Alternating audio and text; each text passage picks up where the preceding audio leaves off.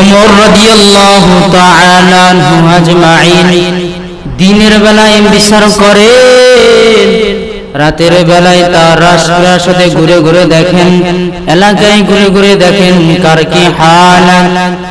হযরত ওমর রাদিয়াল্লাহু তাআলা আনহু আজমাইন মরুভূমি দিয়ে যাইতে যাইতে দেখে জঙ্গলের ভিতরে ছোট একটা বাড়ি আছে, বাড়ির ভিতরে দেখে একটা আলো জ্বলতেছে যেন রহমত। ওমর রাদিয়াল্লাহু তাআলা ওখানে গেলেন, যাওয়ার পরে দেখলেন, ওখানে যাওয়ার পরে দেখলেন যে একটা মেয়ে আর একটা মেয়ে, মা মেয়েকে বলতেছে দুধে পানি দাও, ওমর তো এখানে নাই। মেয়ে বলে মা ওমর তো নাই, কিন্তু ওমরের যে একজন আল্লাহ আছে, আল্লাহ তো এখানে আছে। আর কে দারাদ খৌফে হকদার দিল মুদাম জান্নাতুল মাওয়া দেহাদুরা মাকাম। ওমর রাদিয়াল্লাহু তাআলা আনহু আজমাইন রাজপ্রাসাদে বসে আছেন। একজন নারী এসে উপস্থিত হয়ে বলল যে খলিফাতুল মুসলিমিন, আপনার রাজপ্রাসাদে সমপরবর্ণ হইলা, হাজির হইলা আপনার রাজপ্রাসাদে আমি। ওমর রাদিয়াল্লাহু তাআলা বলেন কি হালাত বলো। মহিলা বলল যে হে ওমর, খলিফাতুল মুসলিমিন আমি জিনা করেছি, আমার পেটে বাচ্চা, আমাকে হত্যা করেন। ওমর রাদিয়াল্লাহু তাআলা বললেন জাল্লাদ রেডি? কহা রেডি।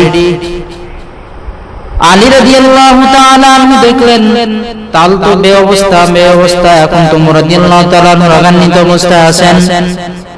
আলী রাদিয়াল্লাহু তাআলা ওমর রাদিয়াল্লাহু তাআলা বললেন আপনি একটু মাথা ঠান্ডা করেন, এই মহিলা অপরাধ করেছে, কিন্তু মহিলার গর্ভে যে আছে সে তো অপরাধ করে নাই, আপনি কেন তাকে হত্যা করবেন?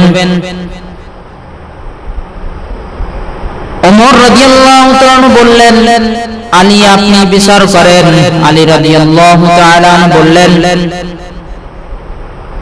হে আম্মা জান, আপনি বাড়িতে চলে যান, কোনো টেনশন নাই, কোনো ফিকির নাই, আপনি খাইবেন ঘুরবেন, সন্তান যখন লালিত পালিত হবে উপযুক্ত হবে আপনি তখন আসবেন, আপনার বিচার হবে। ওমর রাদিয়াল্লাহু তাআলা আজমাইন খুশিতে একটা চিৎকার দিয়ে বললেন লাউলা আলী লাহালাকাল ওমর, আজকে যদি আলী না থাকতো আমি ওমর হয়তো জাহান্নামী হয়ে যেতাম।